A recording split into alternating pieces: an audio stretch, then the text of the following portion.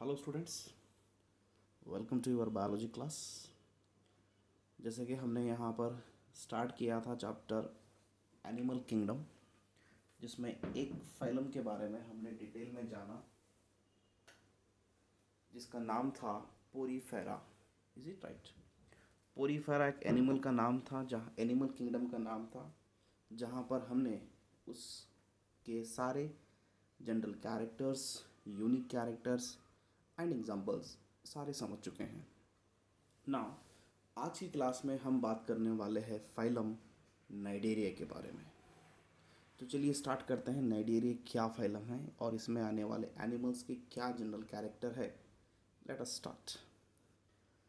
So this is an a of general character आपको दिख रहे हैं स्क्रीन पे, आपकी general character of the animals, sorry general character of the phylum Cnidaria. तो देखिए बच्चों, ग्रेड ऑफ ऑर्गेनाइजेशन कौन सा ग्रेड है, अभी आप सिर्फ देखेंगे, कुछ मत लिखेंगे, क्योंकि लिखने का मैटर मैं आपको बाद में बताता हूँ।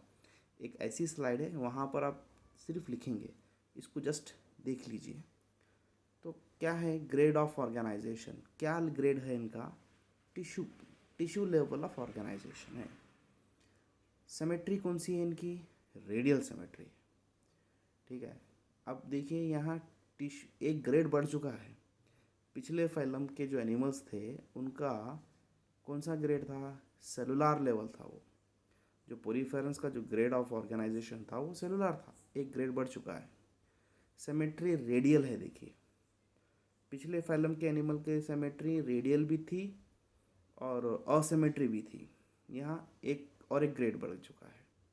जर्म लेयर डिप्लोब्लास्टिक है, वहाँ जर्म लेयर नहीं था, जर्म लेयर वॉज एब्सेंट, या फिर एब्सेंट ही था, लेकिन यहाँ जर्म लेयर डिप्लोब्लास्टिक है। उसके बाद जो सीलोम है, बॉडी कैविटी स्पेस, वो वहाँ पर भी एब्सेंट था और नाइडेरिया में भी एब्सेंट है। स्पेस, बॉडी के अंदर की जो स्पेस होती है सीलोम, वो यहाँ पर एब्सेंट है। ठीक है, और ये फिगर्स जो देख रहे हैं आप, ये सारे फिगर्स जस्ट आप देख लीजिए, यही वो एनिमल्स है।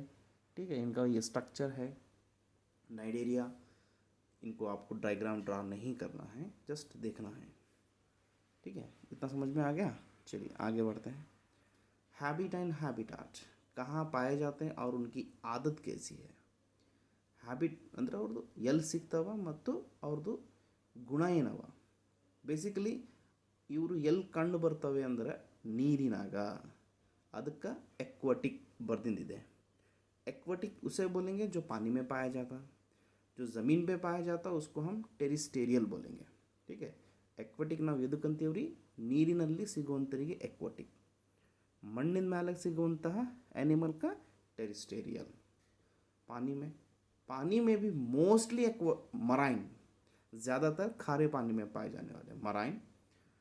सेसाइल आर फ्री स्विमिंग, ये इनका किस में आता है? हैबिट में आता है. ससाइल यानी कि एक ही जगह पर रहने वाले, ಒಂದೇ ತಲೆ ಇರಲು ಸಸಾइल.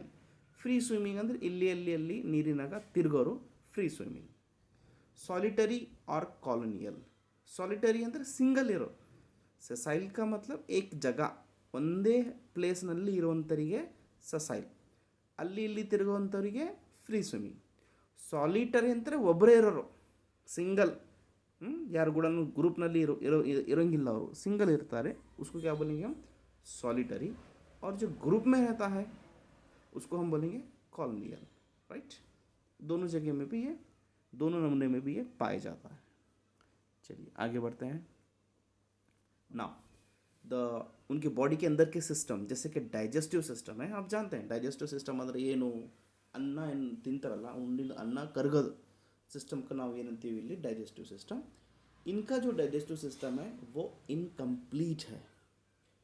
इनकम्प्लीट और कंप्लीट डाइजेस्टिव सिस्टम, क्या मीनिंग है इसका?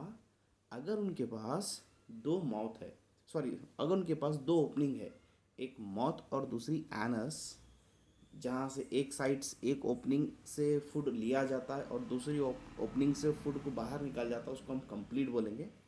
और इनकम्प्लीट यानी कि वो एक ही साइड से आता है और एक ही साइड से ले जाता है, उसको इनकम्प्लीट बोलेंगे। इंट्रासेलुलर या फिर extra cellular. Intracellular means digestion takes place inside the cell, cell के अंदर डाइजेशन होने वाले को इंट्रासेलुलर बोलो। सेल के बाहर अगर बॉडी कैविटी है वहाँ, या फिर वहाँ पर कोई स्पेस है, ठीक है, जो डाइजेशन कर रहा है, तो उसको एक्स्ट्रा सेलुलर डाइजेशन बोलो। तो इनके पास दोनों में ही पाए जाते हैं, समटाइम्स इंट्रासेलुलर और sometimes extra cellular. Respiration, circulation जैसे कोई सिस्टम अभी तक डेवलप नहीं हुए, हम जीरो से आ रहे हैं, हम सेलुलर ऑर्गेनिज्म से आ रहे हैं, ठीक है। तो अभी इनके पास और बड़े और मेगा और कॉम्प्लेक्स फिजियोलॉजिकल एक्टिविटी अभी डेवलप नहीं हुए, ठीक है। और ये छोटे एनिमल्स हैं अभी, और आने वाले एनिमल्स में वो सारी चीज़ें भी पाए जाएंगे। नेक्स्ट, रिप्रोडक्शन कैसा है इनका। इनका जो रिप्रोडक्शन है थोड़ा यूनिक है। ये दो टाइप में मिलते हैं एनिमल्स, एक पॉलिप और दूसरा मेडूसा। ये फॉर्म है, पॉलिप एक कैटेगरी के एनिमल्स है, मेडूसा एक और एक कैटेगरी के एनिमल्स है। इसमें ही नाइडेरिया में, नाइडेरिया को सिलेंट्रेटा भी कहते हैं। तो पॉलिप जो होते हैं उनका reproduction asexually by budding, with the help of budding, एक में से दो हो जाने को, दो होकर वो जो रिप्रोड्यूस करते हैं उसको हम बडिंग यानी कि असेक्सुअल बोलेंगे। मेडूसा फॉर्म के जो एनिमल्स हैं वो बाज़ाब्ता गैमेट्स प्रोड्यूस करके सेक्सुअल ऑर्गन्स उनके पास होते हैं, फ्यूजन, फर्टिलाइजेशन, डेवलपमेंट, ये सारी चीज़ें होते हैं, वो सेक्सुअल तरीके से प्रोड्यूस करेंगे। तो पॉलिप फॉर्म के असेक्सुअली, मेडूसा फॉर्म के सेक्सुअली। इस नमूने का रिप्रोडक्शन किस में बोले तो नाइडेरिया यानी कि सिलेंट्रेटा में पाया जाता है। Most are separate sexes. इनका जो सेक्स होता है मेल और फीमेल यूजुअली सेपरेट होते हैं, अलग अलग, हार्मोफ्रोडाइट नहीं होते ये। फर्टिलाइजेशन अगर बॉडी के बाहर है तो उसको हम एक्सटर्नल फर्टिलाइजेशन बोलेंगे। अगर वो फर्टिलाइजेशन बॉडी के बाहर हो रहा है, फ्यूजन ऑफ द गैमेट, जब हम सेक्सुअल रिप्रोडक्शन की बात कर रहे हैं तो there must be fusion of the gamete होना चाहिए, वहाँ गैमेट फ्यूजन होते हैं। अगर वो बॉडी के बाहर हो रहे हैं तो उसको एक्सटर्नल फर्टिलाइजेशन बोलेंगे। Development is indirect. अब यहाँ डेवलपमेंट बोले तो क्या, डेवलपमेंट मीन्स बर्थ से लेके बड़े होने तक जो डेवलपमेंट आता है वो डायरेक्ट या फिर इनडायरेक्ट होता है। पहले मैं आपको डायरेक्ट समझाता हूँ। डायरेक्ट क्या है, डेवलपमेंट इज डायरेक्ट अगर बोले तो डायरेक्ट कैसा, डायरेक्ट भी है, आगे आगे वाले एनिमल्स में डेवलपमेंट डायरेक्ट आता है, जिसमें हम आते हैं। हमारा इंसानों का जो डेवलपमेंट होता है वो डायरेक्ट होता है। वो कैसे, हम पैदा हुए तब से हमको दो हाथ थे, आज भी दो ही हाथ है। ऐसा नहीं कि हम पैदा हुए जब चार थे, फिर बढ़ते बढ़ते बढ़ते उम्र के साथ दो ही हो गए। ऐसा नहीं कि पैदा हुए जब एक था फिर बढ़ते बढ़ते दो हो गए। जो हमारी बॉडी पार्ट्स हमारे बर्थ के समय थे आज भी वही है, ना उसमें घटा ना बढ़ा।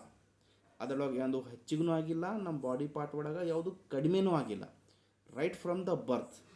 ಅಂತಹ ಡೆವಲಪ್ಮೆಂಟ್ಗೆ ನಾವು ಏನಂತೀವಿ ಅಂದರೆ ಡೈರೆಕ್ಟ್ ಡೆವಲಪ್ಮೆಂಟ್. ಅದೇ ರೀತಿ ಇಂಡೈರೆಕ್ಟ್ ಡೆವಲಪ್ಮೆಂಟ್ ಅಂದ್ರೆ after the birth there may be gain or loss of some body organs. ಹೊಸ ಯಾವುದೋ ಆರ್ಗನ್ ಬೆಳೆಬಿಡ್ತದೆ ಅಥವಾ ಇದ್ದಿಂದ ಏನೋ ಹೋಗ್ಬಿಡ್ತದೆ. ಅಂತಹ ಡೆವಲಪ್ಮೆಂಟ್ಗೆ ನಾವು ಇಂಡೈರೆಕ್ಟ್ ಡೆವಲಪ್ಮೆಂಟ್ ಅಂತ ಹೇಳ್ತೀವಿ, right. Now next, unique features.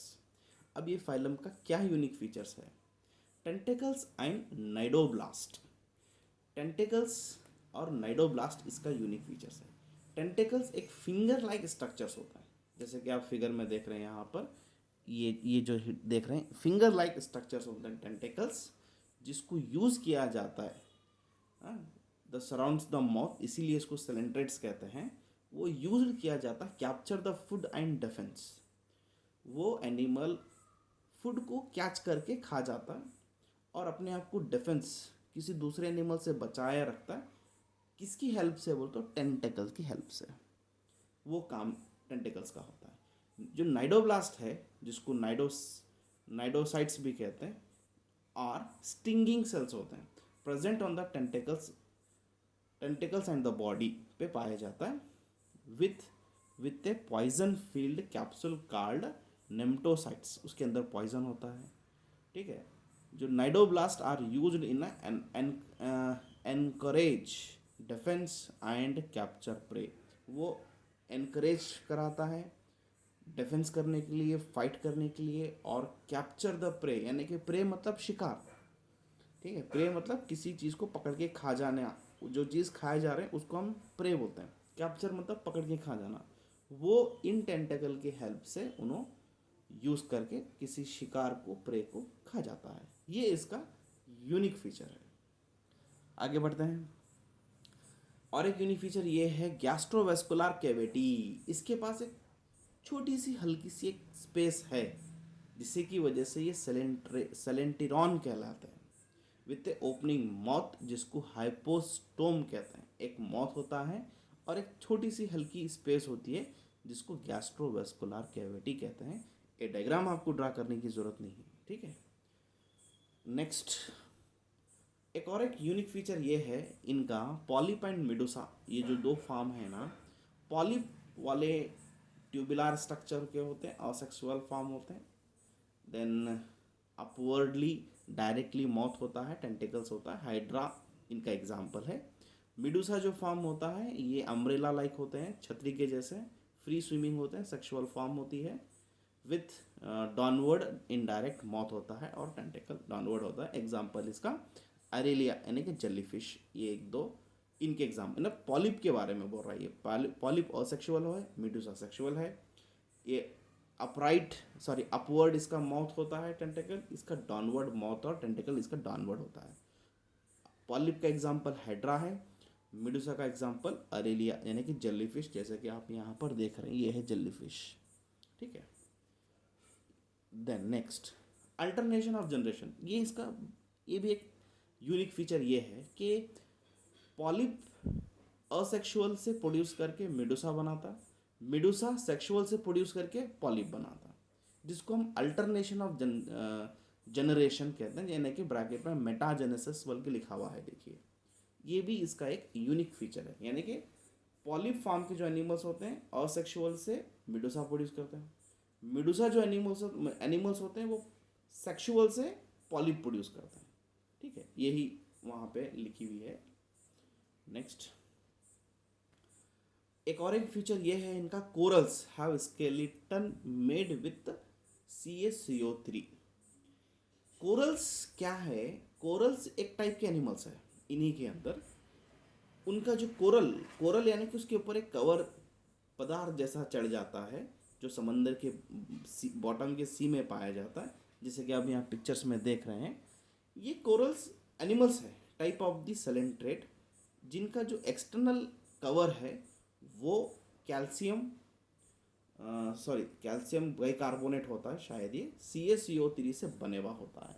ठीक है, यहाँ पे कुछ एग्जांपल दिया है उन्होंने, जैसे कि staghorn corals, table corals, brain corals, pillar corals, Great Barrier Reef of Australia, corals का ही बने हुआ है ये। ठीक है, और ये कुछ एग्जांपल जैसे कि हाइड्रा, ओबेलिया, आप ये एग्जांपल्स भी, ये सारे जो पिक्चर्स में आप एनिमल्स जो देख रहे हैं ये पूरे के पूरे सेलेंटेड एनिमल्स ही है। ठीक है, चलिए। हाँ तो बच्चों, ये जो कैरेक्टर्स आप देख रहे हैं, यही कैरेक्टर आपको आपकी नोटबुक में लिखना है। That's it. अभी तक जो भी मैंने दिखाया वो समझने के लिए था, वो समझ चुके हैं। Okay fine, very good. लेकिन आप हेडिंग लिखेंगे क्या बोलकर? फाइलम नाइडेरिया बोलकर हेडिंग लिखेंगे। ठीक है, और जनरल कैरेक्टर बोल के लिखेंगे। जनरल कैरेक्टर लिख के ये जैसा दिख रहे हैं आप एज इट इज़ लिखेंगे। पिछले कोई स्लाइड में का कोई कुछ भी लिखने की ज़रूरत नहीं है। अगर आपको इंटरेस्टेड है तो एडिशनल लिख सकते हैं, लेकिन अकॉर्डिंग टू मी आप बस इतने पॉइंट्स पहले ये लिख लीजिए, बाद में ये लिख लीजिए, इट इज़ इनफ। ठीक है, so with this I am going to stopping your class. I hope you people are understood. लिख लीजिए, यही नोट्स है आपको। ठीक है, और लिखकर मुझे व्हाट्सअप कीजिए ग्रुप में, मैं उसको चेक करूँगा। और कुछ भी डाउट है you can ask free and frankly. Thank you.